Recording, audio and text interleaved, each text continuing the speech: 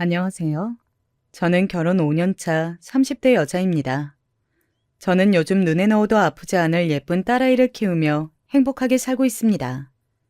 그런 와중에 지난 결혼 생활 중 한 가지 너무 참기 힘들었던 일이 있어 사연을 보내게 됐습니다. 저는 어릴 때부터 욕심이 참 없었어요. 그럴 수밖에 없었던 게 제가 어릴 때 아버지가 사업에 실패하셔서 빚더미에 앉았습니다. 원래도 그렇게 넉넉한 집은 아니었는데 사업 실패로 모든 걸 잃은 내 식구는 화장실도 없는 단칸방에서 살았어요. 또래 친구들과 이야기하다 보면 서울에 그런 집이 어디 있냐고 거짓말하지 말라고들 했지만 진짜예요. 집안에 화장실이 없어서 주방에 딸린 작은 수도로 씻고 나란히 길게 늘어진 집들 사이에 있는 공중 화장실을 썼습니다. 밤이 되면 너무 어두워서 자기 전에 항상 아버지 손을 잡고 화장실에 가는 게 일이었죠. 워낙 가난한 집에서 자라다 보니 저는 의도치 않게 일찍 철이 들었습니다.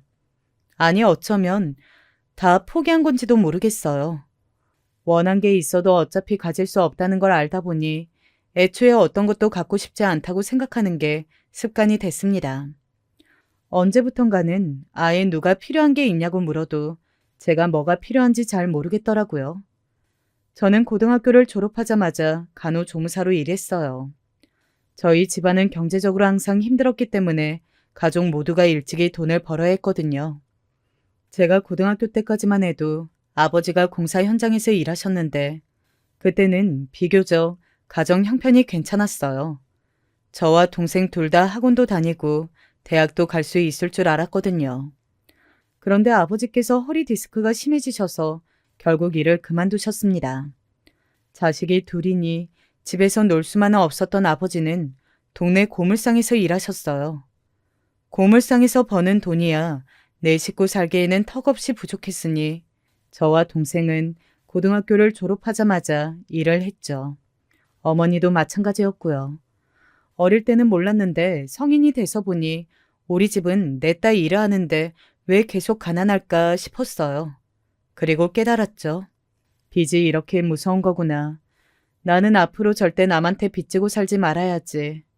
저에게는 바라는 게 딱 한 가지 있었습니다. 화목한 가정을 꾸리고 싶었어요. 아이들이 부모에게 기대고 어리광 부리며 평범하게 사는 그런 가정을 꿈꿨습니다. 그런 저의 꿈을 이뤄준 사람이 바로 지금의 남편이에요. 남편은 제 꿈처럼 살던 사람이었습니다.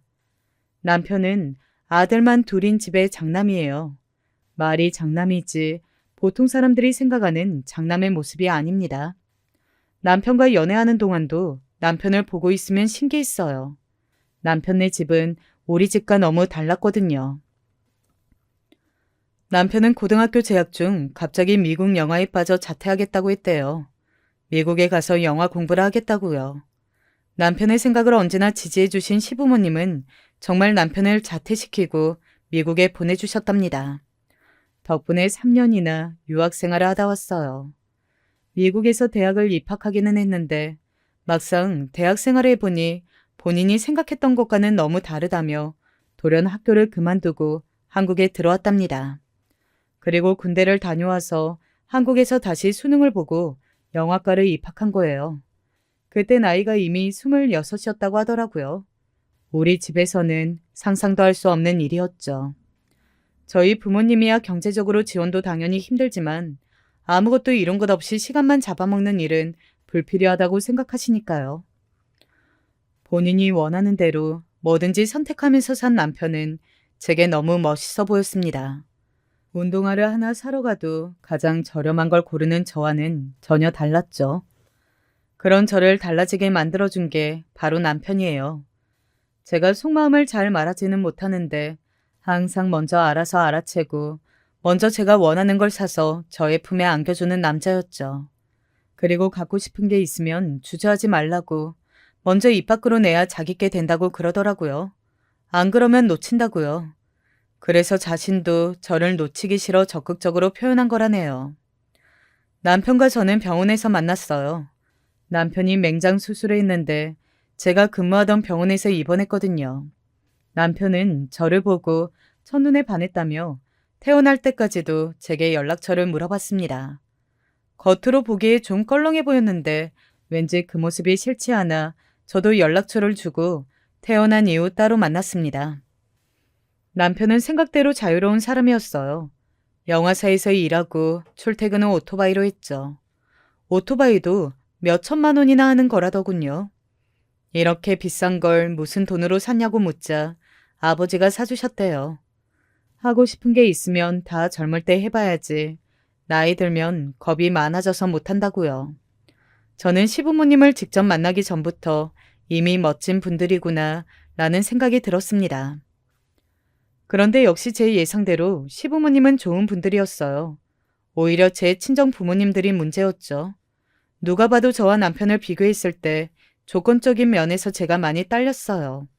그런데 제가 결혼한다고 했을 때 시부모님은 저를 만나보지도 않고 허락을 하셨지만 친정 부모님은 반대하셨습니다. 반대하시는 이유도 너무 구질구질했어요. 네 아버지 허리 아파서 요즘 고물상일도 못 나가는 거 몰라?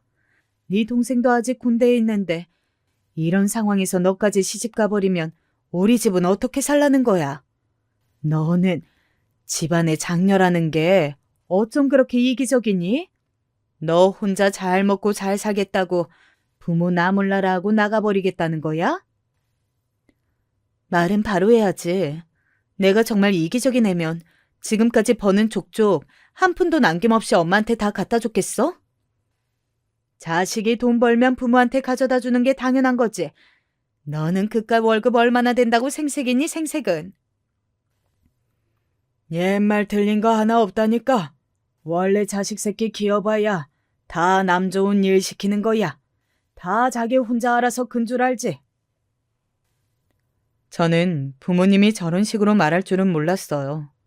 물론 우리 집에서 제가 없으면 당장 살기 빡빡하니 좋아하지 않으실 줄은 알았지만 자식이 좋아하는 남자를 만나 결혼한다는데 생계 걱정을 해야 한다는 게 너무 속상했습니다.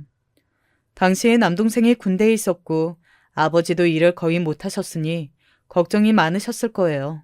제 결혼은커녕 당장 다음날 은행 이자도 없는 상황이었으니까요. 그래서 저도 남편이 결혼하자고 이야기했을 때 몇 번을 거절했습니다. 집안 형편이 제가 결혼할 수 있는 상황이 아니라고요. 그때마다 남편은 저를 이해하지 못했어요. 자신이 원하는 일을 왜 가족 때문에 포기해야 하냐고 생각했으니까요. 그래서 저도 심각하게 남편과 헤어져야 하나까지 고민했었어요. 그런데 제 상황을 알게 되신 시부모님께서 저를 따로 부르셨어요. 그리고 저를 다독여 주셨습니다. 결혼이라는 게 사실 둘 다 안정적일 때 하면 좋겠지만 그런 날이 쉽게 오는 게 아니야. 서로 죽고 못 살 때 그때 해야 앞으로 둘이 힘 합쳐서 힘든 일이 있어도 다 헤쳐나가면서 안정적으로 살 수 있어. 그래, 부족한 부분은 우리가 다 채워줄 테니까 너희는 걱정하지 말고 둘이 화목하게만 살아주면 돼. 저는 그런 말은 태어나서 처음 들어봤어요. 부족한 부분은 다 채워줄 테니 아무 걱정하지 말라는 말이요. 그냥 하시는 말일 수도 있지만 저는 듣는 내내 울컥했어요. 저는 처음으로 욕심이라는 걸 냈습니다. 지금까지도 제가 원하는 게 뭔지도 모르고 부모님을 돕기 위해 하루하루 치열하게 살아왔지만 이제라도 제가 하고 싶은 일을 잃어보기로요. 저는 부모님이 뭐라고 하시든 결혼을 밀어붙였습니다. 남편과 결혼 날짜를 잡고 부모님께 말씀드렸어요. 결혼 비용은 일절 제가 알아서 할 테니 신경 쓰지 마시라고요. 사실 전반적인 비용은 다 시댁에서 도움받았어요. 그런데 부모님께는 구체적으로 말씀드리지 않았습니다. 그냥 저희가 알아서 한다고 했어요. 그러자 부모님은 제가 지금까지 시집가려고 돈을 따로 숨겨뒀구나 라고 생각하시더군요. 이년이 야가 빠져서는 엄마가 뻔히 힘든 거 알면서 네 멋대로 돈 다 빼돌려놨구나. 으이그 음흉스러운 년. 어디 한번 부모 내팽개치고 너 혼자 잘 먹고 잘 사나 보자. 멋대로 상상하시며 사람을 몰아붙이는데 굳이 변명하고 싶지 않았어요. 말할 가치도 없었거든요. 제가 돈을 빼돌린다는 건 현실적으로 아예 불가능하니까요. 아버지가 병원에 갈 때마다 어머니는 제 카드를 가지고 갔어요. 월급의 90%를 다 드리는데도 와중에 남은 돈까지 탈탈 털어가셨죠. 그러다가 한 번은 제 이름으로 대출을 좀 받자고 하셨는데 제가 싫다고 하자 노발대발하셨어요. 저처럼 독한 년은 처음 본다고 막말을 퍼부으시면서요. 어릴 때부터 하도 듣고 자란 말이라 저에게는 별로 타격감이 없었어요. 그리고 저렇게 잘 먹고 잘 살라고 저에게 퍼부어 놓고 결국은 본인이 먼저 연락할 게 뻔해요. 이렇게 말하면 더 독해 보일지 모르겠지만 저는 부모님이 필요한 일이 없어요. 제가 힘들다고 해서 의지하고 기대 본 적이 없으니까요. 반면 부모님은 항상 저를 필요로 하셨죠. 남편은 그런 저를 곁에서 볼 때마다 안쓰러워했어요. 저는 정말 괜찮았는데 남편은 워낙 다정다감한 부모님 밑에서 자라서 그런지 사랑받지 못하고 자란 제가 불쌍했나 봐요. 남편은 워낙 저나 저희 부모님에게 잘했어요. 저는 적당히 하라고 했습니다. 자꾸 그렇게 잘하면 부모님이 무지하게 귀찮게 할 거라고요. 그럴 때마다 남편은 괜찮다고 했습니다. 제 부모면 본인에게도 부모이니 더 잘할 거라고요. 저는 그런 점이 걱정됐어요. 부모님이 남편에게 덥석부터 귀찮게 하실 것 같아 저는 중간에서 선을 그었습니다. 그런데 역시나 제 생각은 틀리지 않았어요. 저희 부모님은 평생 돈 때문에 힘들게 사셔서 그런지 돈 문제만 생기면 어느 때보다 뻔뻔해지더라고요. 결혼하고 얼마 되지 않아 제가 임신을 했어요. 남편이 임신 축하 선물을 사주겠다고 저를 데리고 백화점에 갔습니다. 제가 그 이야기를 했더니 친정 엄마도 같이 가고 싶다고 하셔서 함께 백화점에 갔어요. 남편이 목걸이를 사주고 싶다고 해서 주얼리 매장에 들어갔는데 생각보다 가격이 너무 비싸더군요. 제가 고르지 못하고 머뭇거리고 있는데 엄마가 더 적극적으로 고르시더라고요. 저는 당연히 제 것을 골라주시는 줄 알았어요. 그런데 알고 보니 본인 걸 고르신 거더라고요. 얘는 남편이 사준다고 고르라는데 왜 이렇게 못 골라? 살 게 이렇게나 많은데. 김서방, 이왕 사는 거 나도 이거 하나 사줄래? 요즘 금값이 계속 오른다는데 나도 우리 사위 덕분에 금테크 좀 해보게. 남편이야 당연히 고르시라고 사드리겠다고 하지만 저는 민망했어요. 딸내미 선물 사러 와서 굳이 본인 것까지 골라야 하나 싶어서요. 그뿐만이 아니에요. 엄마는 남편만 만나면 이것저것 필요하다는 말을 입에 달고 살았습니다. 집에 뭐가 없네, 뭐가 먹고 싶네. 저도 웬만한 거면 당연히 편하게 사드리죠. 근데 말하는 것마다 다 고가의 제품이었어요. 지금까지 우리 집에서는 산 적도 없는 것들이요. 양문형 김치 냉장고부터 해서 건조기 달린 세탁기 등등 대놓고 갖고 싶다고 이야기를 꺼내셨고 같이 밖에서 밥이라도 함께 먹으려고 하면 꼭 랍스타니 스테이크니 하는 것들을 먹고 싶다고 하셨어요. 무슨 날도 아닌데 말이죠. 그러는 것도 한두 번이지 매번 그러다 보니 보다 못한 제가 어머니에게 한 소리 했습니다. 우리 집에 김치냉장고니 건조기니 어디 둘 데가 있다고 그걸 사요. 지금 있는 것들도 멀쩡하니까 몇 년 더 쓰고 나중에 집에 맞는 걸로 사드릴게요. 그럼 아예 이사 가면 되겠네. 너만 좋은 아파트 살면 엄마한테 미안하지도 않니? 네 부모랑 동생은 아직도 전세를 면하지를 못하고 있는데. 엄마는 듣기 싫은 소리만 하셨어요. 제가 결혼해서 시부모님이 사주신 아파트에 사는 게 부러우신 건지 자꾸만 집 얘기를 하시며 신세한탄하셨죠. 마치 제가 가난한 부모를 버리고 부잣집에 시집간 배응만덕한 딸이 된 것 같았습니다. 그러던 어느 날이었어요. 저희 딸아이 돌잔치 날이었습니다. 저는 아침부터 긴장 상태였어요. 결혼식 이후 시부모님과 친정 부모님이 오랜만에 다 한자리에 모이시는 날이기도 했고 시동생이 결혼할 예비 동서를 데리고 온다고 했거든요. 저는 아기 챙기랴 손님들 맞이하랴 바쁜 와중에도 신경이 바짝 곤두서 있었습니다. 혹시나 친정 부모님이 또 이상한 소리라도 하실까 봐서요. 제가 중간에서 고군분투한 덕분에 특별한 일 없이 돌잔치가 잘 마무리되는 것 같던 그때 부모님께서 또 안 해도 될 이야기를 하셨어요. 돌잔치가 마무리되어 갈 때쯤 가족들만 모인 테이블에서 저와 남편이 음식을 가져다 먹고 있었습니다. 테이블에는 시부모님과 친정부모님, 그리고 제 남동생과 시동생, 예비 동서까지 식구들이 모두 다 앉아 있었죠. 예비 동서와 시동생의 결혼 준비가 한창이다 보니 자연스레 시동생의 결혼 이야기가 나왔어요. 그런데 동선의 친정에서 시동생 차를 바꿔주기로 했다더라고요. 시동생이 살고 있는 집이 30평대의 아파트라 결혼하면서 동서가 들어가 살기로 했는데 친정에서 뭐라도 해주고 싶다면서 차라도 바꿔주고 싶다고 하셨나 봐요. 시동생이 타던 차가 8년 정도 돼서 좀 오래되기도 했었거든요. 시부모님은 꼭 그렇게 하시지 않아도 되는데 앞으로 결혼하면 조금 더 큰 차가 필요할 수도 있으니 둘이 잘 상의해보라고 하셨습니다. 저는 그 소리를 듣는 내내 민망했어요. 누가 저한테 뭐라고 하는 것도 아닌데 제 자격지심인지 괜히 뻘쭘하더라고요. 저는 결혼할 때 정말 아무것도 안 하고 몸만 들어왔으니까요. 그런데 그때 제발 좀 가만히 계셨으면 좋았을 친정엄마가 나서셨습니다. 제 마음도 모르고요. 엄마, 그럼 사돈 총각이 타던 차는 팔아야겠네. 어차피 8년이나 탔으면 팔아도 얼마 받지도 못할 것 같은데. 그거 우리 아들한테 주면 어때요? 순간 저는 얼굴이 터질 듯 빨개져서 어쩔 줄 몰랐습니다. 제 남동생도 친정엄마에게 지금 무슨 소리를 하는 거냐고 면박을 줬죠.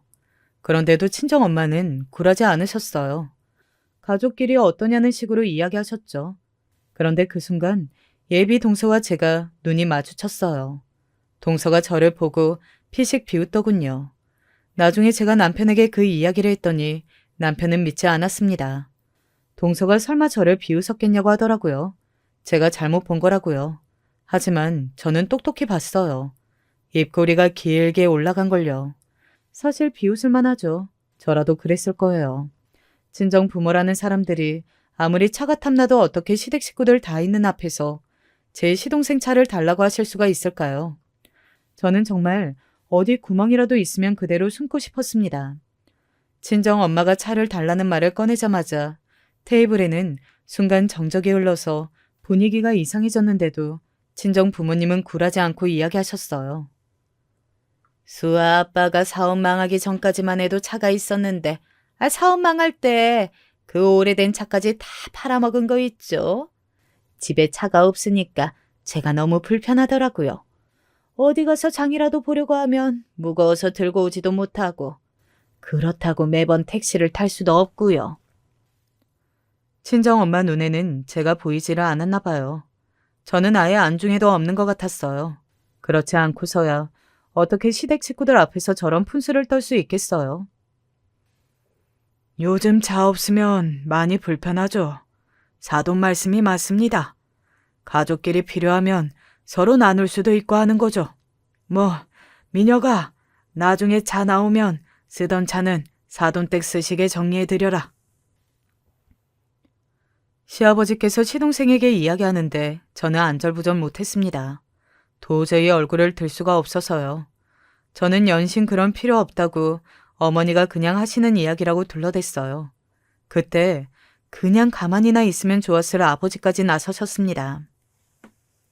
에휴, 우리 그렇게 몰상식한 사람들 아니에요. 사돈한테 어떻게 그냥 차를 받아요? 저희가 시세에 맞춰서 돈 드릴게요. 당신은 그냥 주신다는데 왜 나서? 당신이 그럴 돈이나 있기나 해? 친정 부모님은 저를 망신 주려고 작정하고 오신 분들 같았어요. 이제는 아예 두 분이 티격태격 돈 가지고 다투셨습니다. 남동생도 쪽팔리다며 자리를 박차고 나가버렸습니다. 저는 자리를 박차고 나가는 남동생이 걱정돼 따라 나갔습니다. 저도 너무 속상하고 화가 나는데 남동생은 얼마나 그 자리에 있기 힘들었겠어요. 남동생은 따라 나온 저에게 오히려 미안하다고 했습니다. 자기가 옆에서 입단속을 시켜야 했는데 옆에서 그만하라고 해도 소용없었다고요. 부모가 저런 사람들이라는 게 본인도 이제 지친다네요. 이따 집에 가면 부모님께 차 얘기는 다시는 꺼내지 말라고 신신당부를 할 테니 저더러 걱정하지 말라고 동생이 위로했습니다. 저는 당시 상황이 너무 싫었어요. 부모님을 벗어나 남편과 결혼하면 부모님 때문에 더는 힘들고 고달픈 일은 제게 일어나지 않을 줄 알았는데 아니었습니다. 부모와 제 피가 변하지 않은 한 평생 거지 같은 상황에서 벗어나지 못하는 거였죠. 저는 마음이 안 좋아서 바로 식사 자리로는 돌아갈 수가 없었습니다. 아무렇지 않은 척 가족들을 대할 자신이 없었어요. 자리를 피해 화장실로 갔는데 화장실 안에서 익숙한 목소리가 들리더군요. 예비 동서 목소리였어요. 동서가 부모님과 통화하는 것 같더라고요. 그런데 동서가 조금 전 식당 안에 있었던 일을 부모님께 이야기하는 것 같더라고요. 그것도 저와 저희 부모님을 무시하면서요. 형님이라는 사람 집안이 완전 거지인 거 있지? 아무리 고잉해도 그렇지 어떻게 사돈 앞에서 차를 달라고 대놓고 말할 수가 있어. 난 엄마 아빠가 시부모님 앞에서 그랬으면 쪽팔려서 그 자리에서 코 박고 콱 죽어버렸을 거야. 동서의 말이 이해가 안 되는 건 아니에요. 동서 말이 틀린 건 아니니까요. 제가 생각해도 저희 친정이 거지 같기는 합니다. 하지만 그렇다고 저런 소리를 듣고도 가만히 있을 수는 없었어요. 저는 화장실 앞에 서서 동서가 나오기를 기다렸습니다. 동서는 화장실 앞에 서 있는 저를 보자마자 화들짝 놀라더군요. 그러고는 아무 일도 없었다는 듯 밝게 웃어 보였어요. 저를 형님이라고 부르기까지 하면서요. 형님, 돌잔치 초대해 주셔서 감사해요. 어쩜 딸을 그렇게 예쁘게 키우셨어요. 저도 빨리 결혼하고 싶은 거 있죠? 너무 부러워요. 조금 전 화장실에서 떠들던 사람이 맞나 싶을 정도로 연기를 아주 잘하더군요. 저도 웬만하면 모른 척하려고 하는데 앞으로 안 볼 사이도 아니고 가족이 되면 싫든 좋든 계속 부딪혀야 하는 사이니 이대로 넘어갈 수는 없겠더라고요. 어쨌든 제가 손윗 사람이니까요. 앞으로 동서지간이 될지도 모르니까 그냥 동서라고 부를게요. 나 동서가 통화하는 거 다 들었어. 동서가 나였으면 콱 죽어버렸을 거라고 그랬지? 동서는 꽤 곱게 자랐나 봐. 그 정도로 죽는다고 그러고. 동서는 제가 화장실에서 통화를 들었을 거라고는 생각도 못했는지 무지 당황해서는 말까지 더듬거리더군요. 근데 난 아니거든. 나는 화장실 없는 집에서 살아봤고 엄마가 내 친구 엄마한테 돈 꾸는 것도 수도 없이 봤어. 엄마가 돈 못 갚아서 친구랑 그 엄마가 우리 집에 찾아온 적도 있었고. 저는 온실 속 화초처럼 자란 동서에게 기선 제압을 하려고 일부러 더 세게 이야기했습니다. 저희 친정이 동서네보다 여러 면에서 부족하더라도 무시할 생각은 꿈도 꾸지 말라는 일종의 경고였죠. 그런데 동서에게는 전혀 먹히질 않았어요. 동서는 온실 속 화초 정도가 아니라 그냥 아예 개념 자체가 없는 애였습니다. 어머, 진짜요? 형님 그럼 혹시 기초생활 수급자 뭐 그런 거였어요? 학교 다닐 때 급식도 공짜로 먹고 그런 거요. 동서는 눈을 동그랗게 뜨며 손바닥으로 입까지 가리면 놀란 듯 그렇지만 표정은 이 상황이 너무 재미있다는 듯 신나 있었습니다. 저는 동서와 이야기하면 할수록 더 꼬이는 것 같아 대충 말을 돌리고 식사 자리로 돌아왔습니다. 다행히 남편이 중간에서 상황을 정리했는지 제가 돌아왔을 때는 차 이야기는 하고 있지 않더라고요. 돌잔치가 끝나고 집에 오는 내내 저는 한마디도 하지 않았어요. 남편이 옆에서 제 기분을 풀어주려고 이런저런 농담을 하는데도 제 기분이 전혀 나아지질 않았거든요. 그런데 그건 시작에 불과했습니다. 예비 동서가 진짜 제 동서가 되고 나서부터는 하루도 집안이 조용할 날이 없었어요. 동서가 결혼하고 얼마 안 돼서 시댁의 식구들이 모여 식사를 했습니다. 보통 시댁에 모이면 대부분 나가서 외식하고는 했는데 그날은 동서랑 다 같이 밥 먹는 게 처음이라서 시어머니께서 이것저것 많이 하셨더라고요. 자식들 주겠다고 반찬도 잔뜩 내놓으시고요. 시동생이 평소와는 달리 며칠 굶은 사람처럼 밥을 거의 흡입하듯이 먹더라고요. 저는 오랜만에 엄마 밥을 먹으니 좋아서 그러나 보다 싶었죠. 시어머니는 쉬지도 않고 정신없이 먹는 아들이 걱정되셨나 봐요. 몇 날 며칠 굶은 애처럼 왜 그렇게 급하게 먹어? 체하겠다. 천천히 먹어. 그러고 보니 둘째, 살이 많이 빠진 것 같다. 요즘 일이 많이 힘드니? 그러고 보니 제가 봐도 시동생이 살이 많이 빠졌더라고요. 그런데 시동생 말이 일 때문이 아니라 퇴근하고 요즘 본인이 집에 와서 살림하고 밥까지 하느라 너무 힘들다네요. 제가 요즘 집에서 이것저것 해보니까 음식하는 게 여간 힘든 게 아니더라고요. 우와, 이거 너무 맛있다. 엄마, 저 반찬 좀 다 싸주세요. 우리 집은 반찬이 귀해. 시동생이 결혼 전에는 집에서 손 하나 까딱 안 했는데 결혼하고 나서는 집안일도 하고 반찬도 하는가 보더라고요. 시아버지는 괜히 놀리는 말로 마누라가 예쁘니까 알아서 다 하는구나 라고 했어요. 시어머니도 신기하셨고요. 그런데 그냥 가만히 있으면 넘어갈 일이었는데 동서는 굳이 또 안 해도 될 말을 하더라고요. 제가 지금까지 살면서 설거지도 한번 안 해봤었거든요. 그런데 제가 밥을 어떻게 차리겠어요? 민혁 씨가 어머니 닮아서 그런지 손맛이 은근 있더라고요.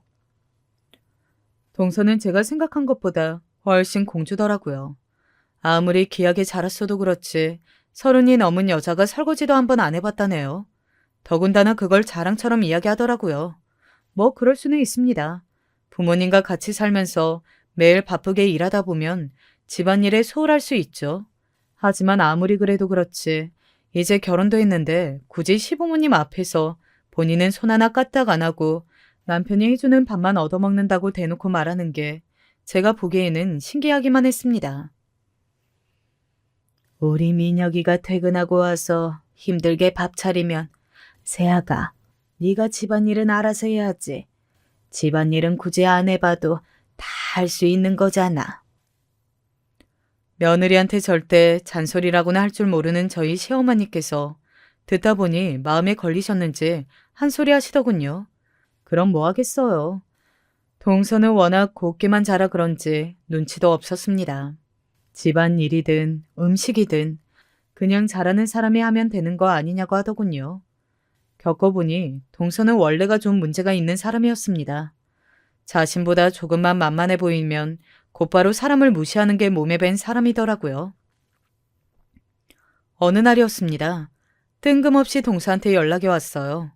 저는 웬일인가 싶었죠. 그런데 동서가 다짜고짜 저한테 도와달라고 하더라고요. 집들이 하려고 집에 친구들을 불렀는데 뭘 해야 할지 모르겠다고요.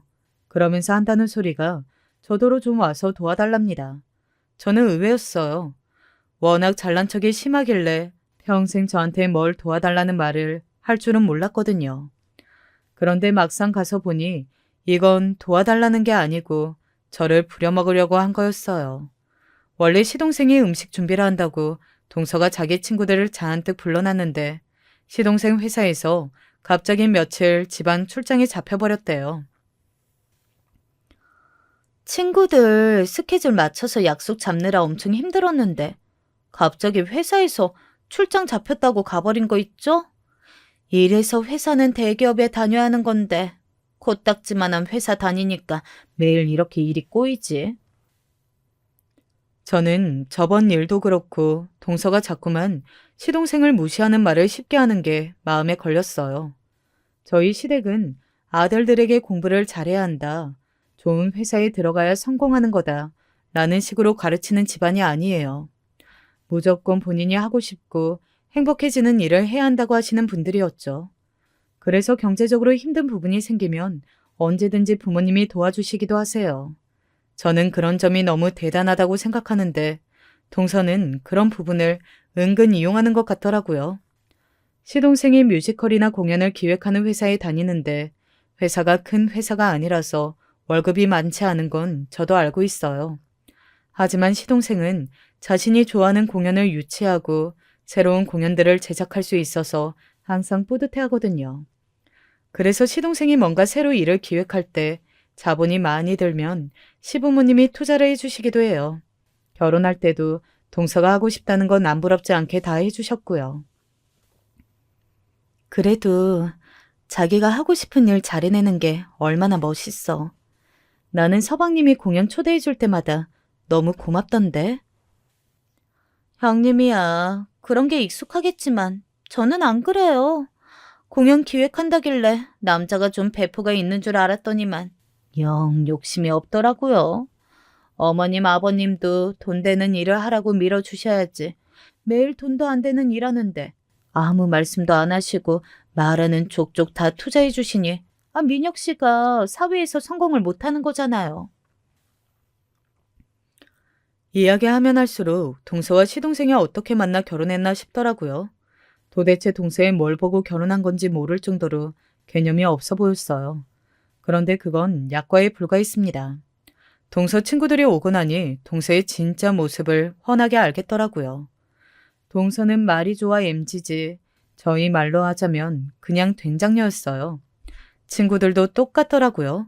만나자마자 남자친구한테 얼마짜리 가방을 선물 받았다는 둥, 남편이 골프 회원권을 끊어줬다는 둥, 저와는 전혀 다른 세계의 말을 하더군요.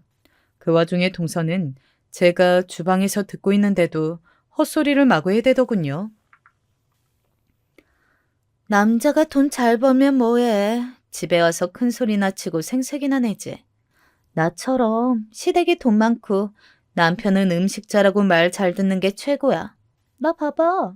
집에서 손 하나 까딱 안 하잖아?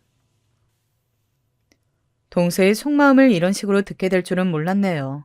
저는 순간 만들던 음식도 다 버려버리고 당장 동선의 집에서 나가고 싶었어요. 그런데 그때 미리 거실에 차려놓은 음식들을 보더니만 동서 친구들이 한마디씩 했어요. 기껏 몇 시간 고생해서 차려놓은 음식을 보고는 파티라고 하지 않았냐로 시작해서 무슨 부장님들 회식 자리에 온 줄 알았다고 비아냥거리더군요. 순간 저도 모르게 욱해서 거실로 나가려고 하는데 동서의 반응이 더 어이가 없었습니다. 오늘 온 아줌마가 영 말귀를 못 알아듣네. 내가 와인 안주나 몇 가지 하라고 했더니만 완전 한정식 집을 만들어 놓은 거 있지? 그래도 음식은 맛있어. 앉아서들 먹어. 동서는 주방에 제가 있다는 사실을 까마득하게 잊었나 봐요. 저는 기분 나빠서 바로 앞치마를 벗어버리고 주방을 나섰습니다. 그런데 그때 동서가 황급하게 달려오더니만 저더러 그만 가보라고 하더군요. 왜? 내가 나가서 아줌마 아니고 동서 형님이라고 말이라도 할까봐?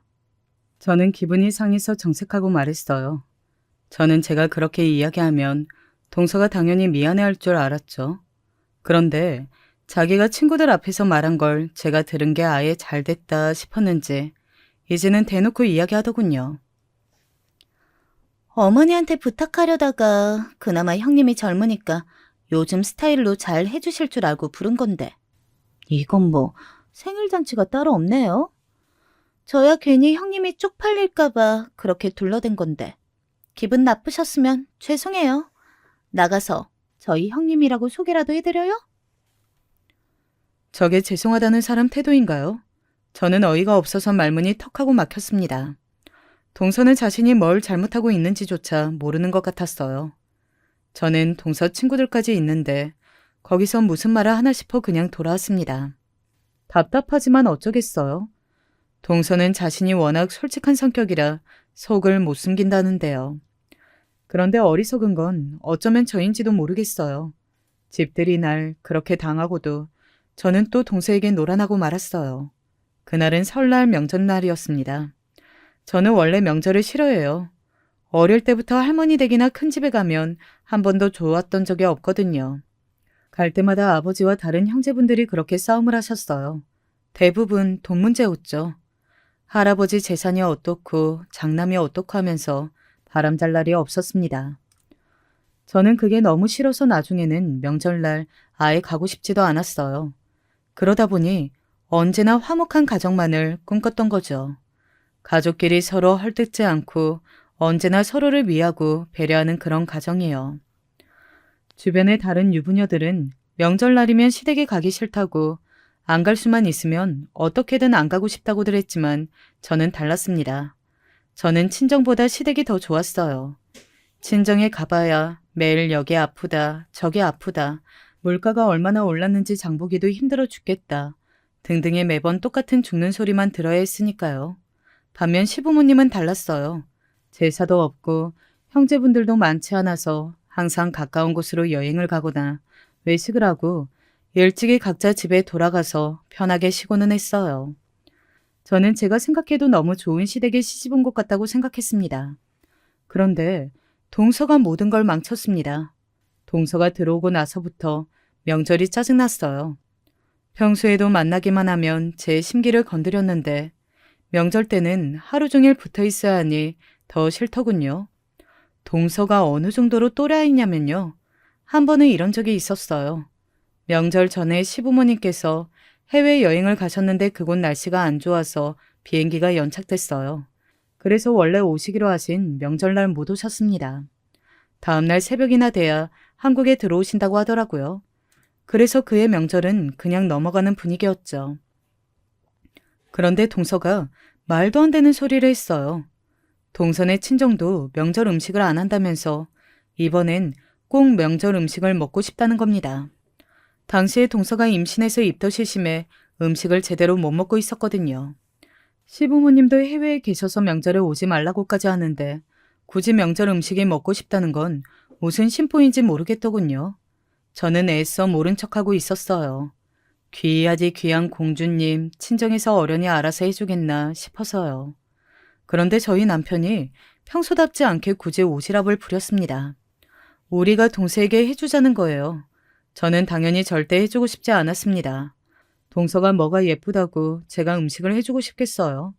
하지만 남편도 시부모님도 임신한 동서가 먹고 싶은 걸 못 먹는다는 걸 무척이나 안쓰러워하더라고요. 할 수 없이 제가 준비하기로 했습니다. 어쩌겠어요. 입덧 때문에 살이 5kg나 빠진 상황에 명절 음식이 너무 먹고 싶다고 하는데요. 저와 남편은 명절 며칠 전부터 장을 봐서 음식 준비를 했습니다. 임신 초기라 입덧이 심하다는 동서를 일찍부터 오게 할 필요가 없으니 천천히 오라고 했습니다. 저와 남편이 그냥 알아서 준비하기로 했어요. 저는 준비하는 내내 순간순간 화가 치밀었습니다. 물론 임신한 동서가 먹고 싶다는데 해줄 수도 있죠. 그런데 그거야 서로 사이가 좋을 때나 이야기지. 동서라면 꼴도 보기 싫은데 저런 식으로 상전 노릇까지 하려고 하니 제 입장에는 아주 밉상이 따로 없더라고요. 어린 딸아이까지 돌보면서 오랜만에 명절 음식을 하려니 생각보다 힘들었습니다. 동서는 먹고 싶은 게 어찌나 많던지 꼬치 전에 산전에 잡채 소갈비찜까지 많이도 말했더라고요. 시어머니도 안 시키는 걸 동서 때문에 하게 생겼으니 시집살이가 따로 없었습니다. 남편과 음식 준비를 하고 있는데 시동생에게 전화가 왔더라고요. 동서가 입덧이 너무 심해서 조금 쉬었다가 저녁에나 온다고요. 그때까지만 해도 그럴 수 있다고 생각했어요.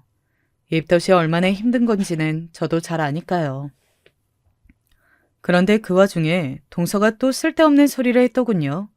전에 시댁에서 제가 만든 만두로 만둣국을 해준 적이 있었어요. 그런데 갑자기 그 만두가 먹고 싶다는 겁니다. 저는 명절 음식도 잔뜩 해놨으니 오늘은 그걸로도 충분하다고 지금 와서 무슨 만두 이야기를 하느냐고 투덜거렸습니다. 그런데 동서 말이 그 만두 하나면 입덧이 끝날 것 같다고 말하더군요. 그 소리를 듣고 어떻게 가만히 있을 수가 있겠어요.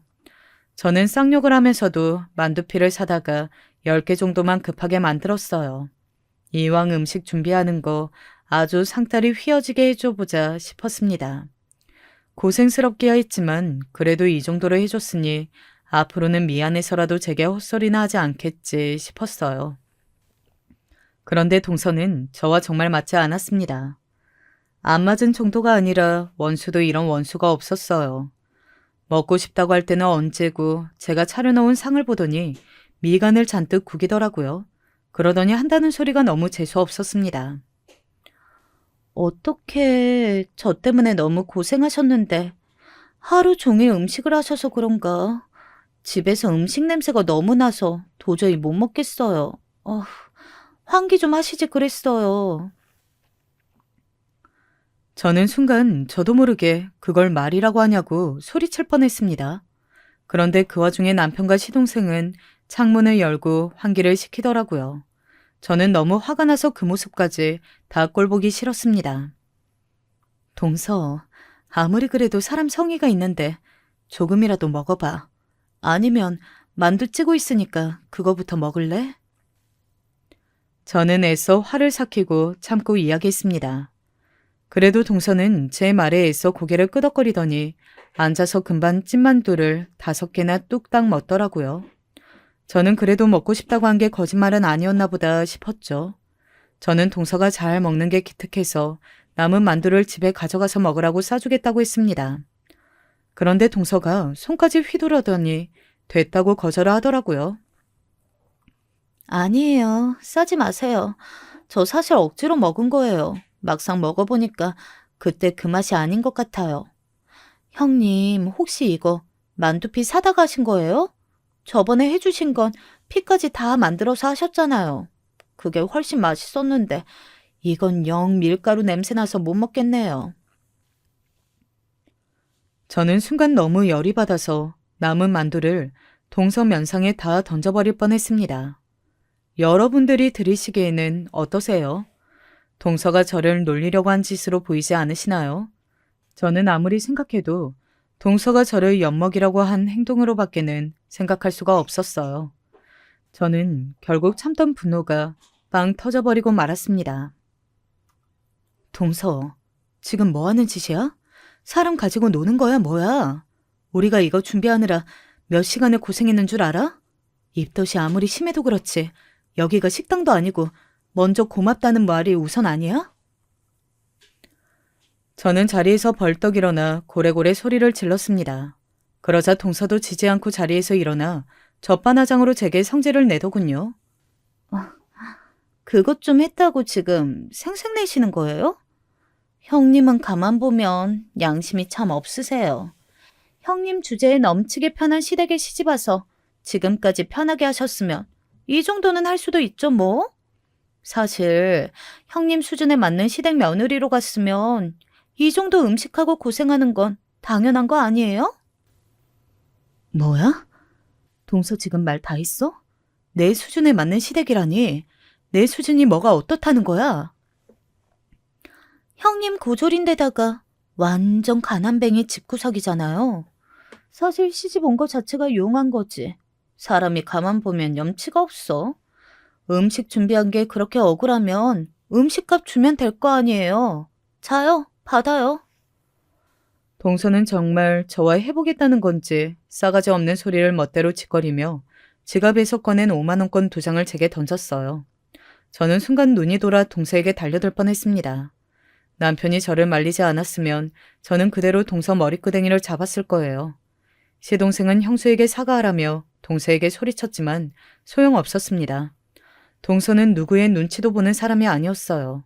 세상에 무서울 게 없는 재수 없는 년이었죠. 저는 그날 다짐했습니다. 다시는 동서와 상종 안 하겠다고요. 제가 동서를 생각하는 것만으로도 자꾸만 성을 내자 남편이 저까지 왜 그러냐고 하더라고요. 애까지 있는 자리에서 임신한 재수 씨랑 싸우면 어떡해? 더군다나 당신이 손윗사람인데 그렇게 똑같이 굴면 되겠소? 손윗사람은 무슨 손윗사람? 동서 아까 나한테 하는 거 못 봤어? 그게 손윗사람한테 한 말이야? 남편은 저와 동서 사이가 시간이 지나면 점점 나아질 줄 알았는데 그럴 기색이 없으니 슬슬 걱정된답니다. 이러다가 남편과 시동생 사이까지 괜히 어색해지겠다고요. 그런데 남편의 걱정은 현실이 돼서 돌아왔습니다. 저와 동서의 사이는 벽은 좁아질 가능성이 없었어요. 저는 점점 더 동서가 싫어졌거든요. 정말 그 얼굴은 꿈에서라도 보고 싶지 않았어요. 하지만 가족이라는 게 싫다고 어디 끊어지는 건가요? 더군다나 동서지간이다 보니 보기 싫어도 저희 의지대로 안 보고 살 수는 없었죠. 동서가 아이를 낳았어요. 남편은 하루 시간 내서 동서와 조카를 보러 가는 게 당연한 도리라고 했지만 저는 동서 얼굴을 보고 싶지 않아 고민했습니다. 저는 남편에게 가고 싶지 않다고 말은 했지만 그래도 하나밖에 없는 조카가 태어난 건데 윗사람으로서 축하해주는 게 옳은 거라는 생각이 자꾸만 저를 괴롭혔어요. 이게 문제입니다. 동서는 자신이 무슨 짓을 해도 미안할 줄은 모르는데 저는 별거 아닌 일에도 도리부터 따지고 있으니까요. 저는 결국 동서가 미운 마음은 잠시 접어두고 동서를 보러 가기로 했습니다. 남편, 딸아이와 함께 주말에 동서와 조카를 만나러 갔어요. 빈손으로 갈 수 없으니 아기 옷과 과일을 박스로 사서 갔습니다. 제가 뭐래도 꼬투리를 잡는 동서이니 옷 하나, 과일 하나 사는데도 고르느라 너무 힘들었어요. 역시나 동서는 저희가 왔는데도 별로 달가워하지 않은 표정이었어요. 그 표정을 보고 나니 저도 도저히 동서에게 고생했다는 말이 나오질 않았어요. 저는 애써 허공을 바라보며 대충 고생했다고 인사를 했습니다. 여전히 동서는 예쁜 구석이라고는 없었어요. 제가 사온 조카 옷이랑 과일을 보더니 시큰둥한 표정으로 또 한 소리 하더군요. 형님, 저 옷에 굉장히 예민한 거 아시면서 굳이 옷을 사왔어요? 죄송하지만 우리 애는 이런 마트 브랜드 거나 안 입힐 거니까 그냥 가져가세요. 마음만 받을게요. 동서야말로 나 이렇게 건방지게 구는 거에 예민한 거 몰라? 동서는 어떻게 된 게 애를 낳고도 아직도 철딱서니가 없어? 손윗 사람이 기껏 생각해서 사왔으면 뭐가 됐든 고맙다고 하고 받으면 될 걸. 뭐가 그렇게 말이 많아. 여보, 재수 씨, 안 그래도 출산한 지 얼마 안 돼서 힘들 텐데 당신까지 왜 예민하게 굴어? 재수 씨, 이거 마음에 안 들면 내가 바꿔다 줄게요. 신경 쓰지 말고 쉬어요. 오늘은 나랑 민혁이가 맛있는 거 해줄 테니까 여성분들은 다들 쉬고 계세요. 남편은 저와 동서가 자꾸만 사이가 틀어지는 게 걱정된다고 하더니만 결국은 아예 동서 편을 들더군요. 저는 동서도 동서였지만 남편에게 기분이 상해 더 말도 하고 싶지 않았습니다. 아무래도 저와 동서의 어색한 분위기가 남편과 시동생은 신경이 쓰였는지 분위기를 풀어보려고 무단히도 노력했습니다. 그러다가 시동생이 집에 대접할 게 아무것도 없다면서 남편을 데리고 집 앞에 장을 보러 갔어요. 남편과 시동생이 나가고 나니 집안은 고요했습니다. 저는 동서를 마주하는 게 불편해서 애써 조카에게만 시선을 고정했습니다. 동서는 미워도 조카는 예쁘더라고요. 저희 딸아이도 자신보다 어린 아기를 보는 게 처음이라 신기한지 이제 태어난 지 얼마 되지 않아 꼬물거리는 조카에게 눈을 떼지를 못하더라고요. 그런데 결국은 또 터질 게 터지고 말았습니다. 제 딸아이가 조카가 예뻐서 조심스레 아이 이마를 만졌는데 동서가 갑자기 제 딸아이의 손등을 찰싹 때리더라고요. 그러면서 어린애한테 한다는 소리가 가관이었습니다. 어머, 네 손에 더러운 세균이 덕지덕지 붙었는데 어디서 그 더러운 손을 갖다 대니? 순간 저는 꼭지가 돌았습니다. 저와 아무리 사이가 안 좋아도 그렇지 어떻게 어린아이한테 저딴 소리를 할 수가 있어요? 저는 너무 화가 나서 벌떡 일어나 양손으로 동서의 어깨를 세게 밀쳤습니다. 동서가 제 딸아이 손등을 내려친 딱 그 강도로요. 동서 미쳤어? 애한테 뭐 하는 짓이야? 그 순간 남편과 시동생이 지갑을 안 가져갔다면서 다시 집 안으로 들어왔습니다. 그때 마침 제가 동서를 밀치고 소리 지르는 모습을 본 거죠. 남편이 제 곁으로 빠르게 달려와 또 싸웠냐고 도대체 자리를 비울 수가 없다고 제게 소리를 질렀습니다. 저는 너무 화가 나고 억울해서 남편에게 조금 전 일에 대해 그대로 이야기했어요. 그러자 믿을 수 없는 일이 벌어졌습니다. 남편이 눈을 크게 뜨더니 동서에게 다가갔습니다. 무서운 얼굴로 동서를 뚫어지게 바라보더니만 한다는 소리가 의아했어요. 민혁아, 더는 안 되겠다. 재수씨야 하는지 도저히 봐줄 수가 없어.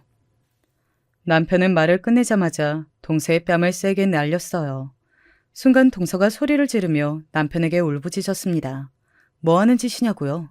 그러고는 시동생에게 달려가 소리를 질렀습니다. 너 지금 뭐 하고 있어?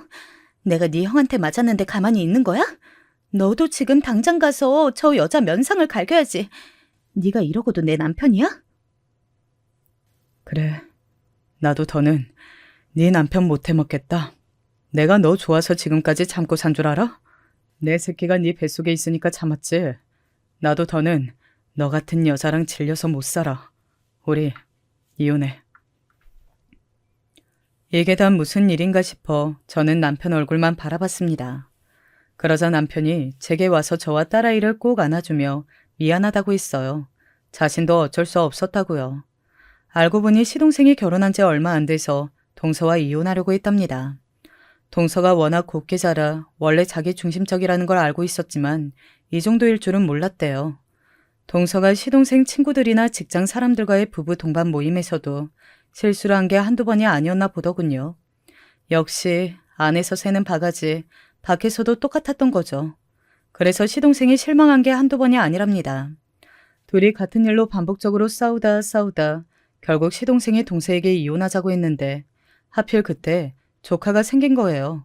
시동생은 아이까지 생긴 마당에 이혼할 수는 없으니 한 번 더 참아보기로 한 겁니다. 그 사실을 남편도 알고 있었던 거예요.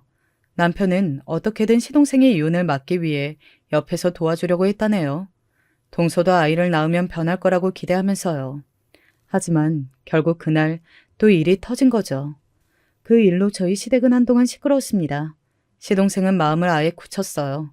아이의 친모라는 사실도 중요하긴 하지만 저 정도로 사리분별을 못하는 사람은 엄마로서 자격이 없다고요.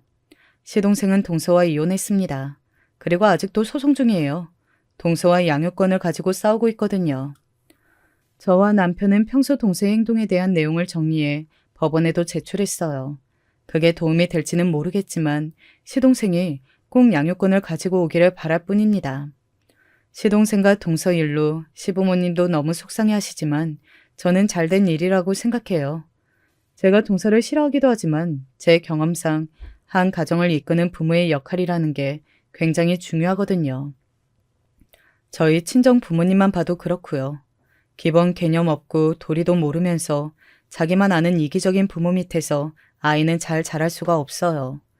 저는 제 꿈에 한 발 더 가까워지기 위해 최근에 문화센터에서 하는 부모 교육 프로그램을 받으러 다니고 있어요. 제 딸아이에게 부끄럽지 않은 좋은 엄마가 되고 싶어서요. 저는 동서를 대하면서 다시 한번 화목한 가정에 대해 깊이 생각하고 반성하는 시간을 가졌습니다. 지금까지 저의 긴 이야기 끝까지 들어주셔서 감사합니다. 여러분의 가정에도 항상 화목한 일들만 가득하시길 바랄게요. 안녕하세요. 저는 40대 남성입니다. 사연 유튜브 항상 재미있게 듣고 있는데요. 제 사연도 한번 소개해보면 어떨까 싶어 써봅니다. 저는 20대 중반에 결혼했습니다. 아내 되는 사람은 제가 대학 시절 사귀었던 사람으로 군대를 다녀오는 동안에도 고무신을 거꾸로 신지 않고 기다려주는 순정파였죠. 친구들이 다들 어떻게 네 스펙에 저런 여자를 오랜 시간 사귀냐고 할 정도로 미인의 괜찮은 여자였어요. 그래서 전 무척 사랑했고 아내도 저를 사랑해 주었습니다. 전 문과대 출신이었는데 그때 당시에도 문과 쪽은 많은 돈을 벌려면 전문직이 최고였어요. 부끄럽지만 저는 제법 명문대의 문과대학을 나왔고 눈이 높은 편이었죠. 일반적인 샐러리맨은 되고 싶지 않은 마음이 분명히 있었어요. 그래서 저는 결혼하기 전에 여자친구한테 먼저 그 계획을 말했습니다. 결혼 계획을 짜자고 말하고 만난 자리였어요. 카페에 앉아 커플링을 낀 여자친구 손을 만지작거리며 그 말을 했죠. 나 결혼하고 나서 고시 공부하려고. 고시? 문과는 아무리 잘 가봐야 대기업 직원이잖아. 난 그러기 싫어. 그냥 시험 봐서 합격해서 돈 많이 벌고 싶거든. 아휴, 그럼 좋지. 여자친구는 이해한다는 듯 말했지만 동시에 또 신중한 표정이 되었습니다. 그런데 정말 제대로 할 수 있어? 사실 결혼 후에 고시 공부를 한다는 게 말이 쉽지 어려운 거긴 하잖아. 빡세게 하면 단기간에 붙고 털고 나올 수 있을 거야. 정말 그렇게 할 수 있어? 내가 3년 잡을게. 딱 3년 만에 완전 패스해서 나올 테니까 좀 기다려줘. 어려운 말이었지만 전 여자친구를 믿고 그렇게 말했어요. 여자친구는 다소 고민하는 눈치였지만 결국은 그러라며 고개를 끄덕일 수밖에 없었죠. 저도 여자친구가 허락할 것을 알고 꺼낸 말이기는 했어요. 그래도 저는 꼭 3년 안에 붙겠다고 다짐을 하고서 결혼을 진행했습니다. 여자친구는 워낙 좋은 사람이었고 저희 부모님도 무척 예뻐하셨어요. 다만 장인어른과 장모님께서는 저를 좀 못 믿어하셨죠. 제가 여자친구하고 동갑이라 아무래도 남자가 나이가 서너 살 많은 게 낫다면서 제가 어리석은 짓을 할까봐 걱정하시는 것 같더라고요. 절대로 그러지 않겠다고 장인어른과 장모님께 약속을 드렸지만 제가 거기다 고시 공부까지 시작한다고 하니까 걱정이 수그러들진 않았습니다. 부모님 입장에서야 당연한 일이기는 합니다만 사실 누가 딸과 결혼하는데 고시 공부를 하겠다고 들고 오는 남자를 반기겠습니까? 저는 장인어른과 장모님의 걱정을 이해했고 그래서 더 열심히 해야겠다고 다짐을 했어요. 그런데 이 고시 공부라는 게 생각보다 굉장히 괴물 같은 것입니다. 해보신 분들 계실지 모르겠습니다. 그런데 이 고시 공부는 내가 열심히 한다고 생각해도 옆자리에는 나보다 더 열심히 하는 사람이 있고 내가 잘 안다고 생각해도 나보다 더 잘 아는 사람이 천지로 널려있는 그런 공부였습니다. 나름대로 명문대학 출신으로 공부머리에 자신이 있던 저로서는 처음 고시 공부를 시작하면서 너무 큰 충격을 받을 수밖에 없었죠. 저보다 더 공부머리가 좋고 더 성실한 사람들이 널리고 깔린 세계였으니까요. 그래서 처음 공부를 시작할 때 정말 충격을 받았었어요. 아내는 제가 공부를 시작한 지 얼마 되지도 않아 얼굴이 어두워진 것을 보고 걱정스러워했죠. 잘 되어가요? 그렇지 뭐. 아내는 저를 배려해서 묻는 것도 거의 스쳐 지나가는 것처럼 물었지만 옹졸하고 속 좁은 저는 그것마저도 신경에 거슬려서 대답을 하는 둥 마는 둥 하며 고개를 저었습니다. 남편이 돼서 돈 한 푼도 못 벌어오면서 이게 대체 뭔가 싶었지만 그래도 한 번 시작한 걸 결과도 없이 그만둘 수는 없었습니다. 제가 선택한 건 사법고시였습니다. 지금은 로스쿨로 대체가 되었지만 그 당시는 사법고시가 살아있었죠. 사법고시에 합격해서 대형 로펌에 들어가면 바로 전문직이 되어서 돈을 많이 벌고 위세등등하게 살아갈 날을 기대하면서 공부를 하고 또 했습니다. 하지만 정말 쉽지 않더군요. 아내는 점점 더 제 뒤에서 걱정하는 날이 많아져 갔습니다. 저는 면목 없는 날이 많아졌고요. 처음 1차를 떨어지고서는 술도 참 많이 마셨죠. 아내는 걱정하면서 그냥 저한테 해장국을 끓여줄 뿐이었습니다. 아내는 작지만 탄탄한 회사에 다니고 있었는데 일을 해서 저희 생계를 책임지며 제 고시 비용까지 대주고 있었죠. 당신한테 너무 면목이 없어. 그런 소리 하지 말아요. 당신이 열심히 했잖아요. 그럼 된 거지. 어떻게 1차에서 떨어지지? 어떻게? 자괴감이 정말 심했어요. 아내는 괜찮다고 연신 제 등을 쓸어주었지만 자존심이 완전히 박살이 났습니다. 저는 그래도 심기일전해서 다음 해에는 1차를 붙었어요. 정말 피가 튀도록 열심히 공부한 결과였습니다. 아내는 1차 합격자 발표가 나는 날 저녁 식사를 꽤 화려하게 차려주면서 축하를 해주었습니다. 내가 곧 합격해서 당신 호강시켜줄게. 아유, 내 생각은 하지 말고 당신 목표한 바나 이루면 되는 거예요. 그게 내 목표야. 당신 호강시키는 거. 제 목표 중 가장 큰 것이 아내와 더불어 잘 사는 것이었어요. 물론 사회적인 지위, 돈 모두가 목표였지만 가장 큰 것이 아내의 행복이었죠.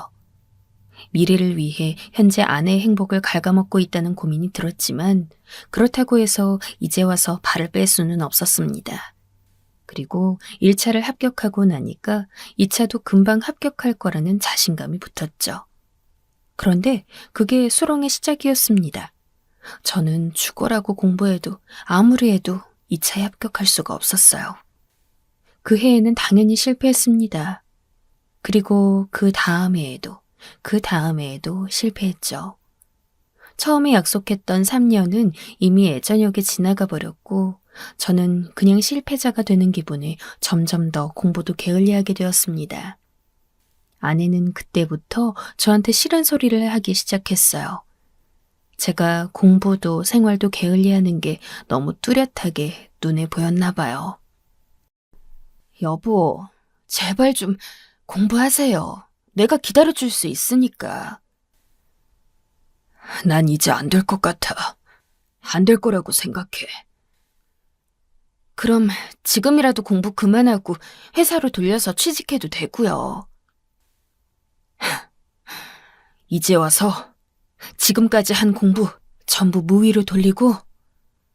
그건 정말 멍청한 짓이죠. 법학 공부를 대체 얼만큼을 했는데요. 그동안 공부한 게 아까워서라도 여기서 털고 나가는 건 못할 짓이었습니다. 그건 저 자신도 잘 알고 있었어요. 고시낭인이라는 게 이런 심리에서 시작하는 것 같습니다. 여태까지 한 공부를 전부 포기하기엔 용기가 없는 거예요. 새로운 시장으로 나서서 완전 신입으로 재시작하는 것도 겁나고요. 아내가 몇 번이나 더 말했지만 전 그냥 고개를 젓고는 잠시만 시간을 더 달라고 했습니다. 그러고서 다시 며칠 공부를 열심히 하는 듯 했지만 당연히 또다시 제자리였죠. 아내가 보기에 얼마나 답답했을까요? 그때부터 아내의 말투가 조금씩 더 세지기 시작했습니다. 당연한 일이었죠. 여보, 이런 식으로 주말에도 계속 자면 어떡해요? 일어나야죠. 내가 좀 자겠다는데. 나처럼 실패한 인생은 잠도 자면 안 되는 거야? 그런 이야기가 아니잖아요. 대체 왜 이래요? 정신 차려야 할 거 아니에요. 뭔 소리야. 아침부터 재수없게. 저는 아내에게 더 이상 부드럽게 대할 여유도 사라져가고 있었어요. 고시낭인, 그 슬픈 단어가 절 가리킨다는 사실을 깨닫고 있었거든요. 아내 역시 점점 더 초조해지고 있었던 모양입니다. 당연하겠죠. 어느 날 아내는 저를 붙잡고 거실에 앉혔습니다. 똑바로 보니까 그 곱던 아내 얼굴이 초췌하더군요. 사실 아내를 행복하게 해주고 싶어서 선택했던 길이었는데 이런 꼴이 되어버린 것을 깨달으니 정말 너무 서글펐습니다.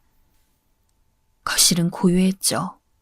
우리는 제가 고시에 성공하고 나서 아이를 갖자고 해서 아직 아이도 없었습니다.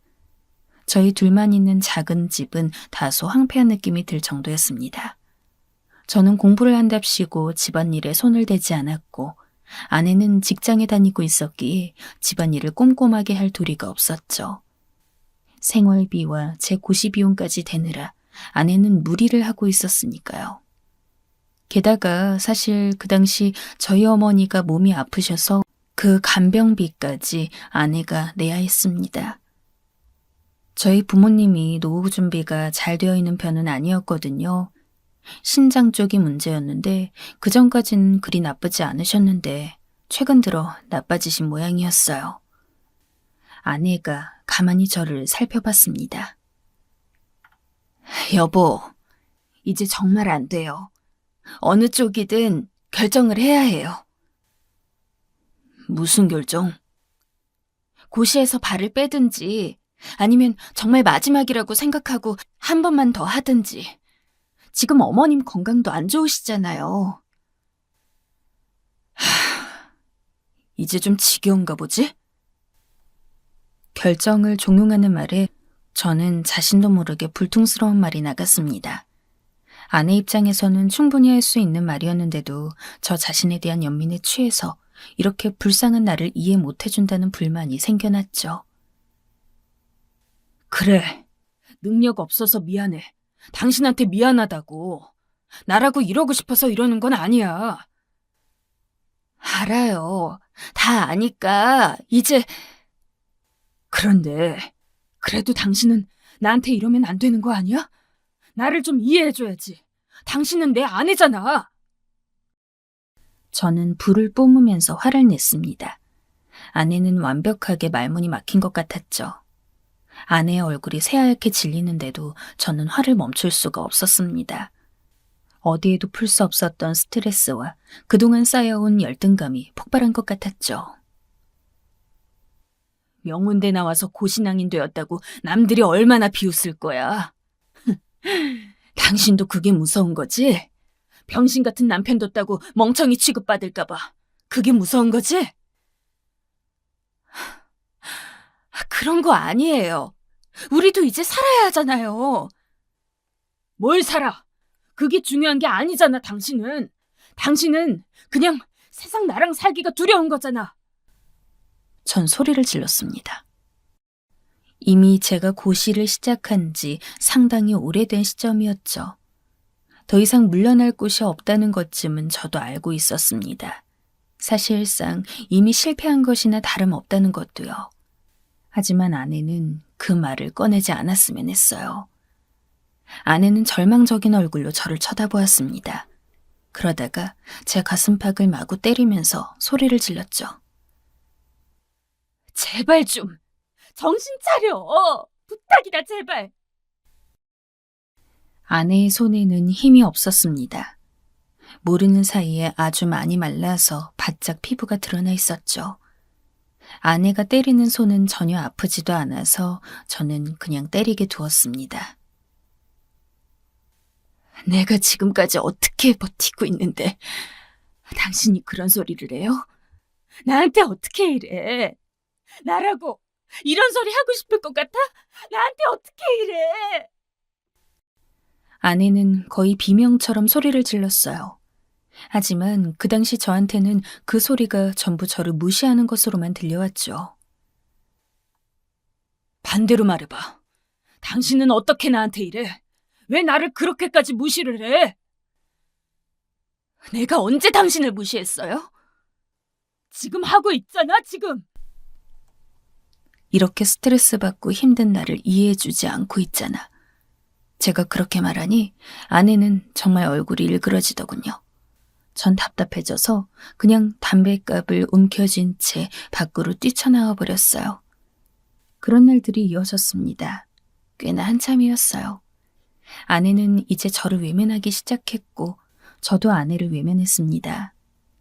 아내는 직장에 출퇴근을 했기 때문에 제가 잠을 자는 척하면 하루 종일도 마주치지 않을 수 있었어요. 어차피 공부를 시작하면서부터는 거의 대부분 다른 방에서 잠을 잤기 때문에 따로 생활하는 것에는 아무런 무리가 없었죠. 그러다가 저는 아내에게 요구했습니다. 나 한 해만 더 해볼 테니까 고시 비용 좀 줘. 또 학원 강의 비용만 주면 돼. 책은 있으니까. 고시 강의 듣는 비용이 생각보다 굉장히 비싼 것을 아는 분은 아실 거예요. 아내는 그 말을 듣고 깊이 한숨을 쉬더니 알았다면서 돈을 보내왔습니다. 저는 그 돈을 가지고 현장 강의에 가지 않고 인터넷 강의를 끊어서 보기로 했죠. 아내는 제가 현장 강의에 출석하는 줄 아는 모양이었습니다. 뭐가 되었든 공부를 하면 되는 거니까 상관은 없었죠. 아내는 어느 날 밤에 들어와서 저한테 물어봤습니다. 당신, 어머님 병이 어떻게 되어가고 있는지는 알아? 뭐? 별말 없었잖아. 괜찮으시겠지? 지금 안 좋으셔. 상태 많이 악화되셔서 여러 가지 약도 추가하고 수술도 받으셔야 돼. 그런 소리를 왜 나한테 해? 나 공부해야 하는데 머릿속 산란해지잖아. 저는 제가 자식된 도리로 알아야 한다는 걸 알고 있었지만 도리어 역정을 벌컥 냈어요. 마음을 산란하게 하는 거라면 무조건 싫은 시기였거든요. 아내는 정말 힘든 얼굴이 되었습니다. 생각해보면 아마 그때 아내에게는 비용적인 부담이 무척 커져가고 있었을 겁니다. 아내의 친정 역시 그리 잘 사는 편은 아니어서 저희한테 도움을 주실 수는 없었고 저희 부모님 역시 마찬가지였습니다. 도리어 저희 부모님은 저희한테서 도움을 받으셔야 하는 상황이었죠. 어머니의 병 역시 마찬가지여서 아내는 직장에 나가니 간병을 못하는 대신 자신이 비용을 대는 방식으로 하겠다고 했습니다. 아내가 비용을 대지 않으면 어머니의 수술이나 치료는 멈춰야 했어요. 이런 서민 집안에서 애초에 고시 공부를 하겠다고 나대는 게 아니었다 라고 후회를 해도 별로 소용은 없었어요. 이미 늦어 있었으니까요. 저는 계속해서 아내의 고생을 외면했고 아내는 그 외면에 지쳐가고 있었습니다. 그리고 아내의 퇴근 시간 역시 점차 더 늦어져 가고 있었어요. 아내는 집에 돌아와서 우연이라도 제 얼굴을 보면 고개를 돌리면서 어두운 표정이 되었죠. 아내는 새벽에 나가 거의 한밤중에 돌아오는 것이 하루 일과가 되어갔어요. 그런데 인터넷 강의를 듣는다는 게 되게 지루하고 힘든 과정입니다. 다른 생각도 많이 들고요. 집중이 안 돼서 다른 생각을 하다가 아내의 생각으로 옮겨갔어요. 아내는 여전히 아름답고 미인이었습니다. 게다가 회사에 다니면서 지금은 직급도 상당히 올라갔죠. 아마 저 말고도 아내와 결혼하고 싶어 했던 동기들은 많을 겁니다. 그 생각을 하니까 다시 울적해지더군요. 아마 제가 아니었다면 아내는 지금보다 100배는 행복했을지도 모른다는 생각이 들었으니까요. 아내의 행복한 얼굴을 봤던 게 언제였더라 싶더군요. 웃는 얼굴을 본 적도 없었습니다. 전부 저 때문이었어요. 그 생각이 들자 우울해져서 한숨이 나왔습니다. 그래서 그날은 공부를 일찍 끝내고 아내를 기다리면서 베란다 바깥을 내다보고 있었습니다. 그런데 그날따라 아내가 늦었고 한밤중이 되어서도 오지를 않았습니다. 너무 늦는 것 같아서 어떻게 된 것인가 걱정이 될 정도였죠. 그런데 베란다에서 보이는 아파트 앞쪽으로 검은 차 한 대가 들어왔습니다. 거기서 내리는 사람이 바로 아내더군요. 그런데 아내는 활짝 웃으면서 운전석 쪽에 아주 친근하게 인사를 하는 겁니다. 멀어서 잘 보이진 않았지만 머리가 짧은 사람인 것으로 보아 남자인 것 같았어요. 갑자기 심장이 우르르 뛰기 시작하더군요. 아내는 충실한 사람이었지만 그동안 제 모습에 질렸을 수는 있었습니다. 그 가능성은 아주 높았죠. 저 자신도 그걸 알아서 불안했습니다. 만약 아내가 다른 사람과 바람이 난 거면 어쩌지? 난 버림받은 건가? 내가 잡을 수가 있을까? 온갖 생각들이 머릿속을 휘몰아쳤어요. 아내가 떠난다고 하면 저는 잡을 도리가 없었죠. 하지만 그 순간 정반대로 속에서 우라가 치밀었어요. 이 여편 내가 아무리 남편이 힘들다고 해도 바람을 피워? 사실 바람이 아닐 수도 있었어요. 하지만 그때는 감정이 굉장히 불안정할 때였기 때문에 감정이 날뛰었습니다. 곧 얼마 안 있어 엘리베이터 소리가 들리고 아내가 문을 열고 들어왔습니다. 아내는 은은하게 웃음을 띤 얼굴로 들어오다가 거실에 서 있는 저를 발견하고서는 어두운 얼굴이 되어 돌아섰죠. 밖에서는 웃고 있다가 집에 오면 급격하게 어두워지는 얼굴 표정에 저는 상처를 받았습니다. 굳이 그렇게까지 티를 낼 필요는 없을 것 같은데 말이죠. 힘들었지, 오늘. 저는 뻘쭘해져서 아내에게 그렇게 말을 건넸습니다. 하지만 아내는 대답하지 않고 그냥 저를 스쳐서 방으로 들어가 버렸어요. 정말 너무 섭섭하더군요. 동시에 바람을 피우는 게 맞는 것 같다는 확신이 들었고요. 그래도 한번 며칠 기다려보기로 했습니다. 그 다음날 한밤중이 되자 베란다에서 보이는 곳에 또다시 그 검은 차가 들어서고 아내가 내렸습니다. 그 다음날도 일주일 내내 마찬가지였죠. 아내는 언제나 운전석 쪽에 아주 살가운 인사를 건네면서 아내 남자와 손을 잡기도 했습니다. 바람이었죠. 저는 정말 아찔해져서 어떻게 할 수가 없더군요. 저 자신의 상황만도 힘든데 아내가 바람이라뇨. 죽고 싶다는 말이 그렇게나 쉽게 나오는 건지 그때 처음 알았습니다. 저는 아내의 바람을 아예 눈앞에서 확인해야겠다 싶어 아내를 미행해 보기로 했습니다. 그래야 어쨌든 이혼을 하든 말든 결론을 낼 것이었으니까요. 다음날 아내는 준비를 하고 나갔습니다. 아내는 언제나 동일한 시간에 준비를 하고 나가기 때문에 하루의 일과를 예상하기란 상당히 쉬운 편이었어요. 저는 아내가 나가기를 기다렸다가 3시간 뒤쯤 익히 알고 있는 아내의 회사로 버스를 타고 갔습니다. 그리고 회사 앞에 가서 카페에 앉은 채로 가만히 회사가 있는 건물을 관찰하기 시작했죠. 하지만 그 차와 사람이 북적이는 도심에서 제가 봤던 검은 차를 찾아내기는 불가능에 가까웠습니다. 그렇게 앉은 채로 오후까지 기다렸습니다. 오후 6시가 되니 긴장되더군요. 아내가 야근을 하는 거라면 6시에 가벼운 차림으로 나와서 밥을 먹으러 갔다가 다시 회사로 들어오는 게 맞았습니다. 아내의 회사에는 구내식당이 없었으니까요. 그래서 저는 눈을 부릅뜨고 아내의 회사 입구를 살펴봤습니다. 회사 직원들과 더불어 아내가 보였어요. 그런데 아내는 아예 가방까지 전부 챙긴 상태였습니다. 누가 봐도 퇴근하는 차림새였죠. 정말 아찔했습니다. 아내는 그렇게 가방을 들고서 걸어갔습니다. 다행히도 버스를 타지는 않아서 아내의 뒤를 미행하기가 편했죠. 저는 카페에서 뛰쳐나와 조심스럽게 아내가 걸어가는 위치로 따라갔습니다. 아내는 거의 15분 정도를 걸어가다가 곧 어느 건물로 들어갔습니다. 상당히 큰 술집이 있는 건물이었어요. 아내는 그곳의 빌딩 문으로 들어갔고 어디로 갔는지는 알 수가 없었어요. 저는 순간 머리가 멍해지더군요. 설마 아내가 술집에서 남자를 만나서 놀고 있는 건가?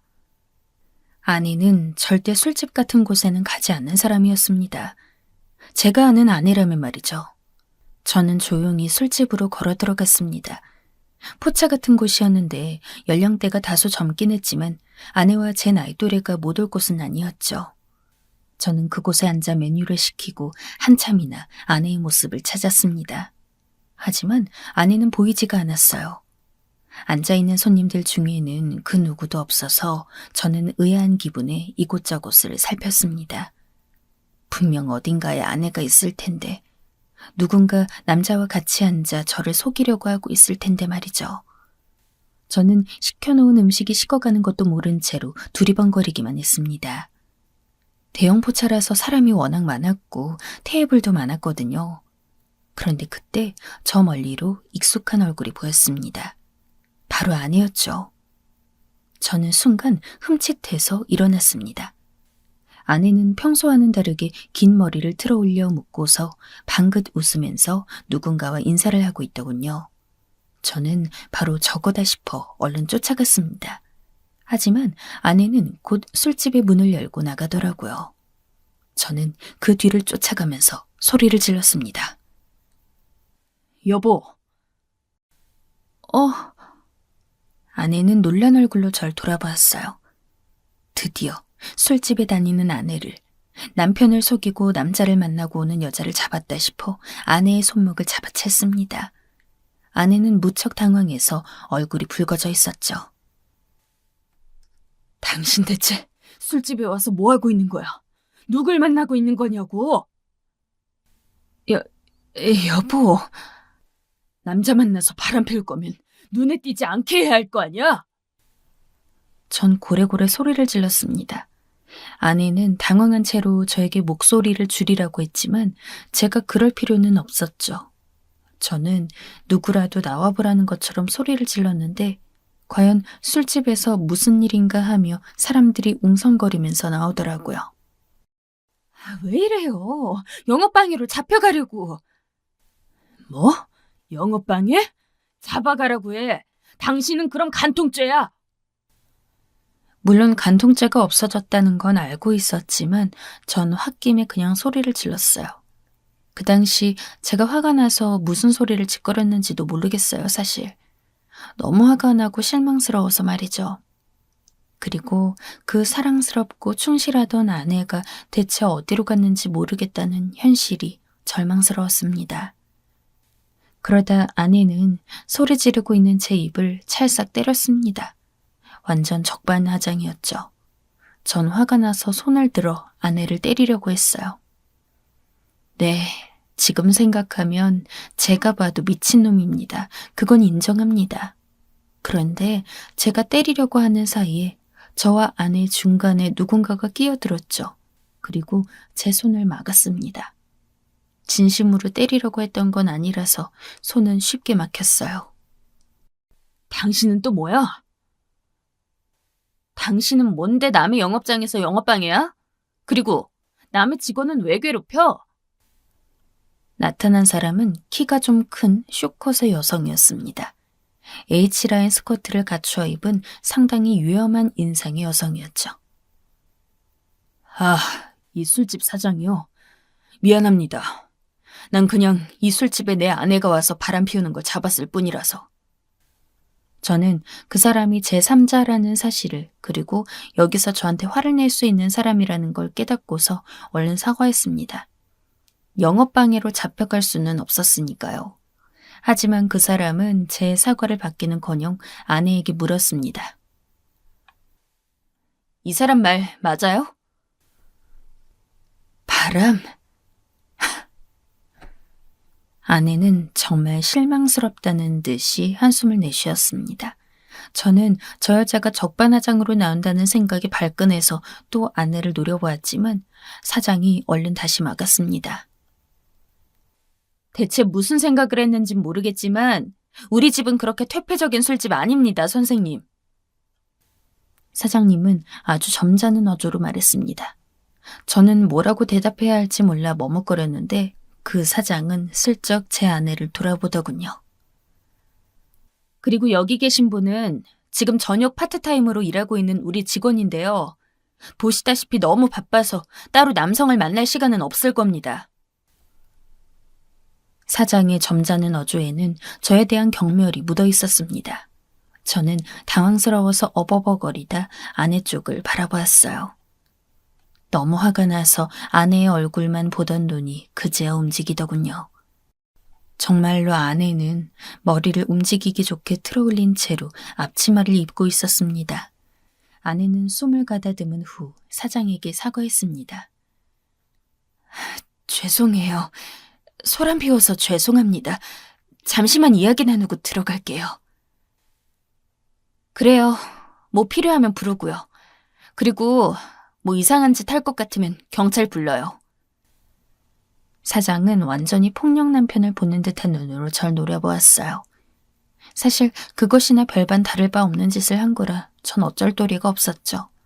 아내는 가만히 절 보다가 복도 한 구석으로 저를 이끌었습니다. 여기서 일하는 거였어? 그래요. 아니, 그걸 왜 나한테 말을 안 하고. 말해서 뭐 어쩌게. 아내는 지친 어조였습니다. 저를 바라보는 눈 역시 너무 지쳐있어 더는 저에 대한 애정도 느껴지지 않을 정도였죠. 당신 어머님 병조차도 상관 않고 있잖아. 내가 여기서 일하는 거 말해서 어쩌게.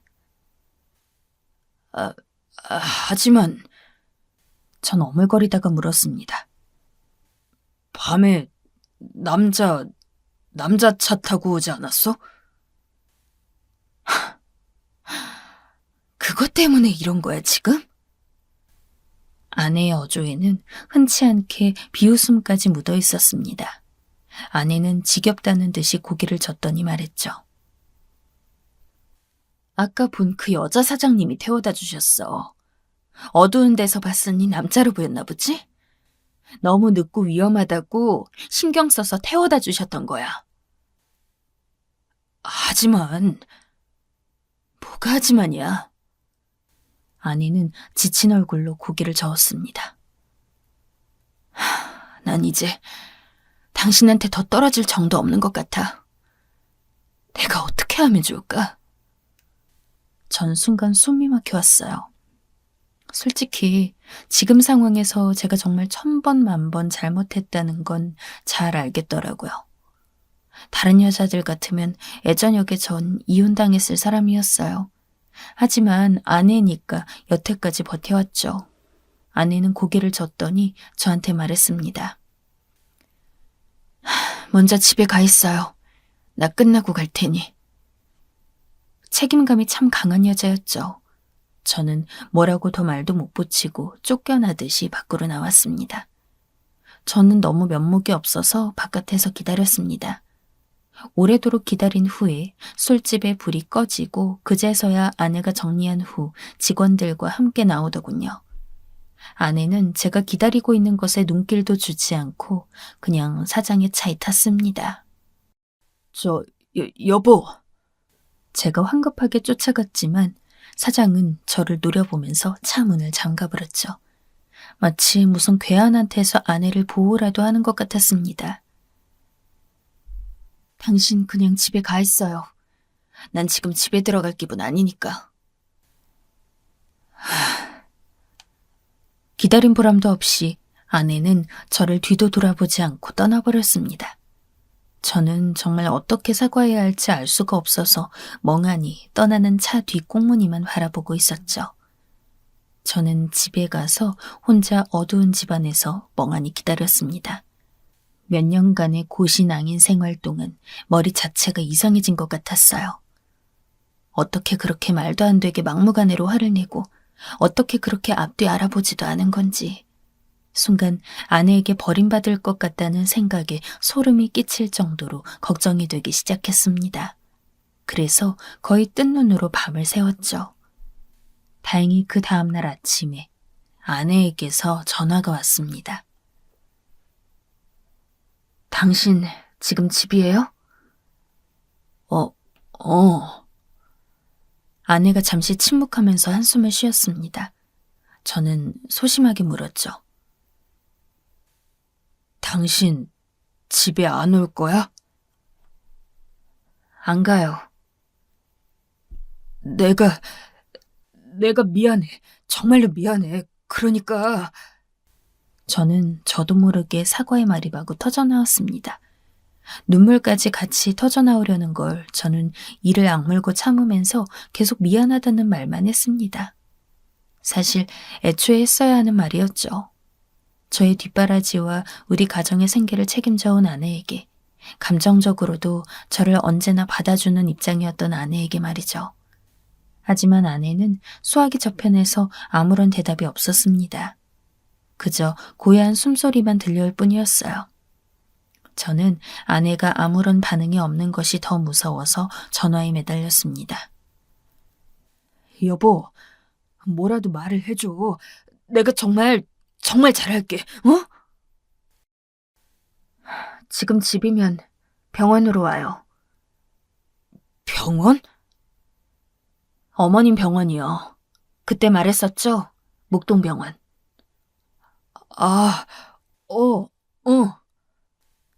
지금이요. 아내는 전화를 끊어버렸습니다. 저하고 한시도 더 전화를 하고 싶지 않을지도 모르는 일이었죠. 저는 눈물을 참으면서 억지로 옷을 챙겨 입고 아내의 말대로 병원에 갔습니다. 저희 어머니는 신장 때문에 문제가 있었어요.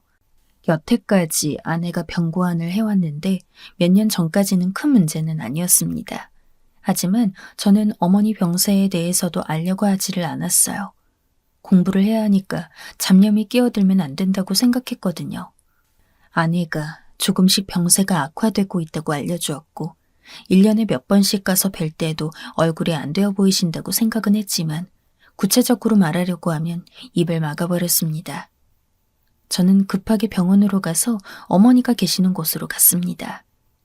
2인용 입원실에 한 침대는 비어 있었고 한 침대에는 어머니가 누워 계셨죠. 그리고 그 곁에 아내가 앉아 있었습니다.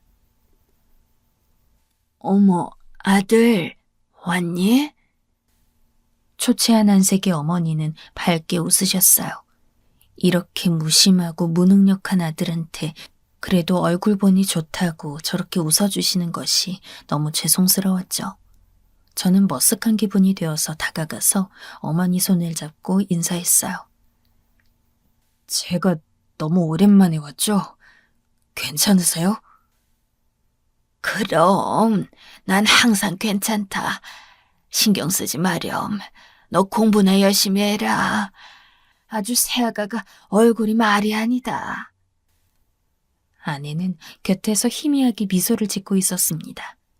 어머니는 제 손을 놓더니 아내의 손을 꼭 잡았습니다. 정말 이 아이 같은 애가 없다. 그 바쁜데도 나한테 와서 들러서 항상 얼굴 보고 가고 조심하라고 항상 달래주고 며느리 하나는 제대로 골라왔어, 아들놈이. 저는 어색하게 웃었습니다. 어머니는 저희 둘 사이에 있었던 일을 완벽하게 모르시는 게 분명했죠. 그렇다면 아내와의 사이에 아직 희망은 있다는 이야기 같아서 저는 희망에 찬 채로 아내를 바라보았습니다. 그렇게 다소 어색한 상태로 저는 어머니와 오랜만에 여러 가지 이야기를 나눴습니다. 어머니는 오랜만에 아들과 이야기를 했다는 만족감 때문인지 밝은 얼굴로 이제 쉬겠다고 하셨죠. 아내는 저와 함께 병원 밖으로 나왔습니다. 그러다 조금 걸음을 빨리 해서 저를 앞질러 갔죠. 길을 나가서도 빠른 걸음으로 걷는 아내를 저는 쫓아가서 뒤에서 잡았습니다. 여보, 이야기 좀 해. 미안해. 정말 너무 미안해. 저는 아내의 얼굴을 보면서 사정하듯 말했어요. 아내는 물끄러미 저를 올려다보더군요. 그 메마르고 초췌한 얼굴에서는 감정을 찾아볼 수가 없었습니다. 당신 때문에 내 인생이 이렇게 됐어. 아내는 건조한 어조로 그렇게 말했어요. 그 말이 너무 사실이라서 저는 아니라고 할 수가 없어서 침을 삼켰죠. 사실 생각해보면 처음부터 끝까지 제 잘못이었습니다. 여기서 아내의 잘못은 아무것도 없었죠. 아내는 깊이 한숨을 쉬더니 눈을 감았습니다.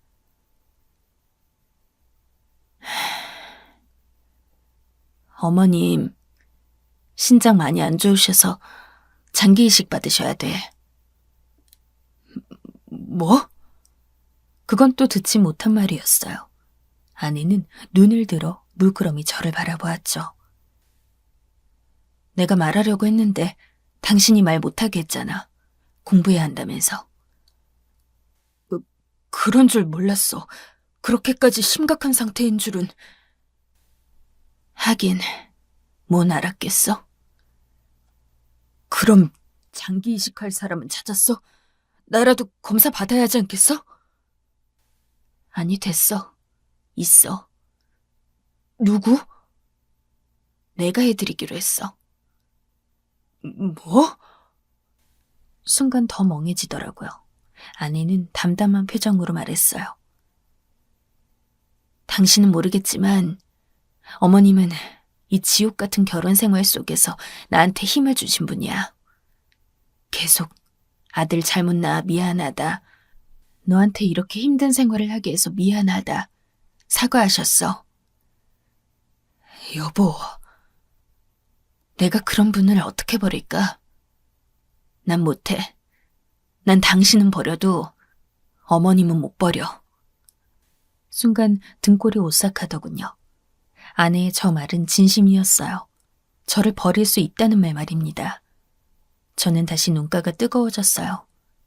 정말 아내에게 버림받는다면 전 아무것도 할 수 있는 것도 가진 것도 없는 놈이 되는 거였죠. 저는 더 이상 눈물을 막을 수가 없어서 그냥 흘러나오는 눈물을 그대로 둔 채 오열했습니다. 길바닥에서 오는 중년 남자를 사람들이 아마 구경했겠죠. 하지만 저는 거기에 신경을 쓸 겨를 같은 게 없었습니다. 저는 펑펑 울었고 아내는 앞에 서서 꼼짝도 하지 않았어요. 저는 정말로 버림받는다는 두려움에 질려 있었습니다. 한참 동안 아내는 미동도 없었습니다. 하지만 결국 아주 천천히 아내는 깊은 한숨을 쉬고 저한테 다가와서 제 등을 두드렸습니다. 그래, 이번에도 내가 졌다 하는 듯한 손짓이었죠. 저는 그것이 너무 고마워서 그것이 제 인생의 마지막 기회라는 걸 알았어요. 저는 철철 울면서도 부끄러운 줄도 모른 채 아내를 끌어안았습니다. 아내는 그냥 한 번 더 한숨을 쉬고 저를 마주 안아주었죠. 그 후 저는 아내가 아닌 제가 신장 이식을 해드려야 한다고 주장했습니다. 다행히도 검사해보니 제 것이 맞아서 신장 이식을 해드리기로 했어요. 어머니는 자식에게서 신장이식을 받는다는 것을 부담스러워했지만 그래도 며느리한테 받는 것보다는 부채감이 덜하다면서 한숨을 쉬셨습니다. 그동안 정말 아내가 혼자서 너무 열심히 어머니를 돌봐왔더군요. 시간이 나면 저희 아버지까지 들여다보면서요. 아내는 그 후로도 계속 어머니와 다정한 고부간으로 지냈습니다. 더 돈독해져 갔죠. 하지만 저와는 처음부터 다시 시작하는 기분이었습니다. 낯설고 어색한 사이, 그 사이를 대화와 시간으로 메꾸면서 천천히 다가가야 하는 사이가 되었죠. 그래도 그게 어딜까요? 완전히 아내가 떠나서 제가 쓰레기 같은 인생을 살게 되지 않았으니까요.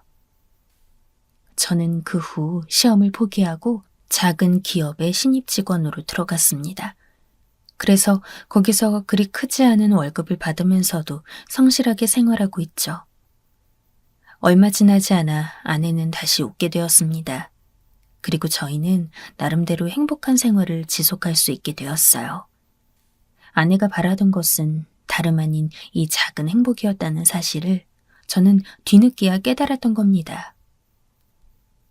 한번 주변에서 못 보고 지나치는 행복이 있지는 않은지 살펴보세요.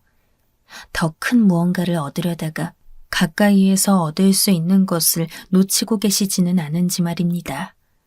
저처럼 시간 낭비하지 않으시길 바라면서 이만 마치겠습니다.